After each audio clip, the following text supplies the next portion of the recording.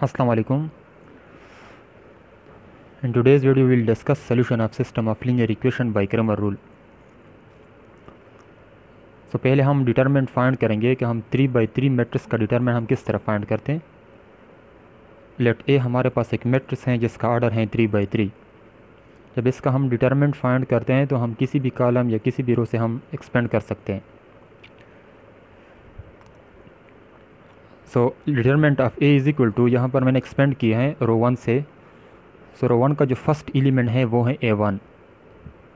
इस first element का रो और कॉलम हम निगलेक्ट करेंगे और जो रिमेनिंग एलिमेंट हैं उसको हम लिखेंगे डिटरमिनेंट फॉर्म में।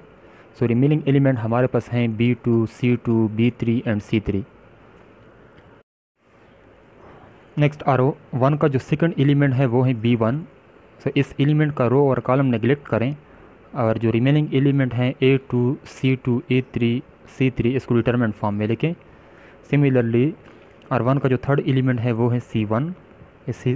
इसी एलिमेंट का रो और कॉलम नेगलेक्ट करें और रिमेनिंग एलिमेंट डिटरमिनेंट फॉर्म में लिखें।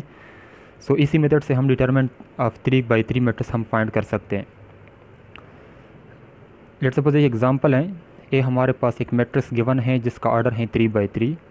अब इसका हम डिटरमिनेंट फाइंड करते हैं तो हम किसी रो या किसी कॉलम से एक्सपेंड करते हैं। यहाँ पर मैंने एक्सपेंड की है रो 1 से। सो रो 1 का जो फर्स्ट एलिमेंट है वो है 6।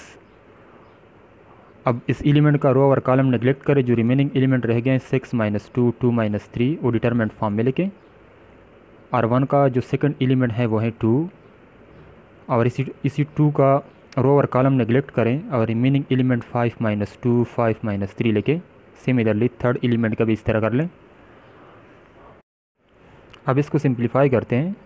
सो determinant of A is equal to 6 time of -3 × 6 -18 एक माइनस फार्मूले में आएगा और 2 - 2 - 4 अगेन -2 5 × -3 -15 -5 × -2 -10 आएगा plus into -4 2 5 = 10 -5 6 = 30। So determinant of A is equal to 6 into -14 -2 into -5 -4 into -20। Simplify करें, determinant of A is equal to -84 + 10 + 80 which is equal to 6। तो इस matrix का जो डिटरमिनेंट है उसका रिज़ल्ट आ गया 6। सो नेक्स्ट टॉपिक है सिस्टम ऑफ लीनियर इक्वेशन।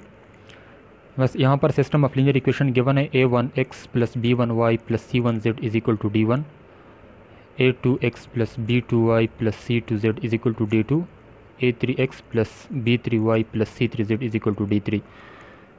इस सिस्टम ऑफ लीनियर इक्वेशन को हम मैट्रिक्स फॉर्म में लिखते हैं। तो A1 B1 C1, A2 B2 C2, A3 B3 C3 into XYZ is equal to D1 D2 D3। यहाँ पर A is equal to A1 B1 C1, A2 B2 C3, A3 B3 C3 and X is equal to XYZ, B is equal to D1 D2 D3। So AX is equal to B। इसी system of linear equation को हम solve करते हैं Cramer rule से। जब हम Cramer rule से solve करते हैं तो पहले हम मैट्रिक्स A1 हम फाइंड करेंगे। मैट्रिक्स A1 हम इस तरह फाइंड करेंगे कि जो मैट्रिक्स गिवन मैट्रिक्स A है उसका जो कॉलम 1 है उसको हम रिप्लेस करेंगे B से। इसको तो हमारे पास एक न्यू मैट्रिक्स आ जाएगा, उसको हम नाम देंगे A1। सिमिलरली A2 को फाइंड करने के लिए मैट्रिक्स A का जो कॉलम 2 है उसको हम रिप्लेस करेंगे मैट्रिक्स B से।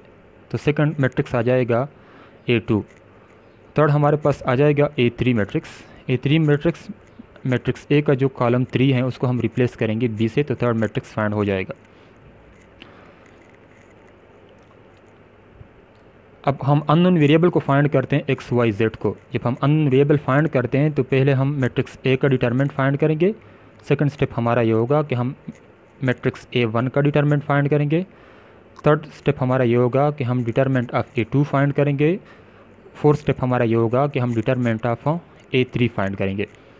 जब हम सारे डिटरमिनेंट फाइंड कर ले तो फिर हम लिखेंगे x is equal to determinant of A1 divided by determinant of A। इससे हमारे पास x की वैल्यू फाइंड हो जाएगी। सिमिलरली y की वैल्यू जब हम फाइंड करते हैं तो determinant of A2 divided by determinant of A। इससे हमारे पास y की वैल्यू फाइंड हो जाएगी। थर्ड हमारे पास ये होगा कि determinant of A3 divided by A determinant, इससे हमारे पास z की वैल्यू फाइंड हो जाएगी। अब ये एग्जांपल गिवन है, solve the system of 3 variable bye Cramer rule. System of linear equation given है, 3 वेरिएबल में गिवन है, इसको हम फाइंड करेंगे बाय क्रैमर रूल से।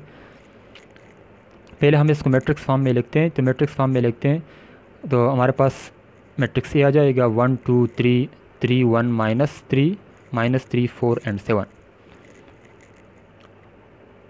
और A1 हमारे पास आ जाएगा इस मैट्रिक्स ए का जो कॉलम 1 है 1 3 -3, इसको रिप्लेस कर लें -4 -5 4 -7 पर, तो A1 फाइंड हो जाएगा। सेकंड स्टेप हमारा होगा डिटरमिनेंट मैट्रिक्स A2।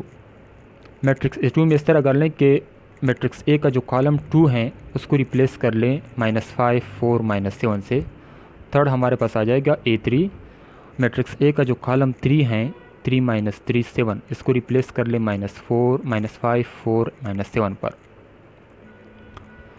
पहले हम फाइंड करेंगे डिटरमिनेंट ऑफ ए, फिर फाइंड करेंगे डिटरमिनेंट A1, नेक्स्ट होगा डिटरमिनेंट ऑफ A2, थर्ड होगा determinant A3। So determinant of A which is equal to A is equal to 1 2 3 3 1 -3 -3 4 7। इसका डिटरमिनेंट जब हम फाइंड करते हैं तो हम रो 1 से एक्सपेंड करते हैं, तो रो 1 का जो फर्स्ट एलिमेंट है A1 1, इस 1 का जो कॉलम और रो है उसको नेग्लेक्ट करें और रिमेनिंग एलिमेंट डिटरमिनेंट फॉर्म में लिखें। सो 1 -3 4 एंड 7, फिर -2 और इस 2 का जो रो एंड कॉलम है उसको नेग्लेक्ट करें और रिमेनिंग एलिमेंट डिटरमिनेंट फॉर्म में लिखें 3 -3 7। सिमिलरली और 1 का जो थर्ड एलिमेंट है उसका भी रो एंड कॉलम नेग्लेक्ट करें और रिमेनिंग एलिमेंट डिटरमिनेंट फॉर्म में लिखे। Now simplifying determinant of A is equal to 1 × 7 × 1 7 minus फार्मूले में आएगा -3 × 4 -12 -2 as it is 3 × 7 27 minus into minus plus हो जाएगा, लेकिन एक माइनस फार्मूले में है तो 3 × 3 -9 हो जाएगा, +3 एज इट इज़ 3 × 4 12 आएगा, -3 × 1 -3 आ जाएगा। So determinant of A is equal to 40। Next हम फाइंड करेंगे डिटरमिनेंट ऑफ A1। A1 का जब हम डिटरमिनेंट फाइंड करते हैं तो हम रो 1 से एक्सपेंड करते हैं। रो 1 का जो फर्स्ट एलिमेंट है -5, इसका रो और कॉलम नेग्लेक्ट करें, रिमेनिंग एलिमेंट डिटरमिनेंट फॉर्म में लिखें। सिमिलरली रो 1 का जो सेकंड एलिमेंट है वो है 2, इसका भी कॉलम और रो नेग्लेक्ट करें और रिमेनिंग एलिमेंट डिटरमिनेंट फॉर्म में लिखें। थर्ड हमारे पास है 3, इस रो 1 का जो थर्ड एलिमेंट है 3, उसका भी रो एंड कॉलम नेग्लेक्ट करें, उसका भी रिमेनिंग एलिमेंट डिटरमिनेंट फॉर्म में लिखें। So determinant of A1 is equal to, अगर हम सिंप्लीफाई करें तो रिज़ल्ट आ जाएगा -40। नेक्स्ट हम फाइंड करते हैं determinant of A2। Determinant of A2 को फाइंड करने के लिए रो 1 से एक्सपेंड करें। रो 1 का फर्स्ट एलिमेंट है 1, रो 1 का सेकंड एलिमेंट है -5 एंड रो 1 का थर्ड एलिमेंट है 3। हर एक एलिमेंट का रो एंड कॉलम आप नेग्लेक्ट करें और रिमेनिंग एलिमेंट डिटरमिनेंट फॉर्म में लिखें। सो अगर इसका हम सिंप्लीफाई करें तो डिटरमिनेंट ऑफ A2 फाइंड हो जाएगा +40। नेक्स्ट हम फाइंड करते हैं determinant of A3। Determinant of A3 जब हम फाइंड करते हैं तो रो 1 से एक्सपेंड करें और हर एक एलिमेंट का रो एंड कॉलम नेग्लेक्ट करें और रिमेनिंग एलिमेंट डिटरमिनेंट फॉर्म में लिखें। सो A3 हमारे पास फाइंड हो जाएगा -80। अब हम फाइंड करते हैं x y z unknown variable को। So determinant of a is equal to 40, determinant of A1 is equal to -40, determinant of A2 which is equal to 40, determinant of A3 which is equal to -80। अब x is equal to determinant of A1 divided by determinant of A, y is equal to determinant of A2 divided by determinant of A, and z is equal to determinant of A3 divided by determinant of A। अब अगर इसमें हम value put करें तो x is equal to -40 divided by 40, y is equal to 40 divided by 40 and z is equal to -80 divided by 40। Simplify करें then we will get x is equal to -1, y is equal to 1 and z is equal to -2।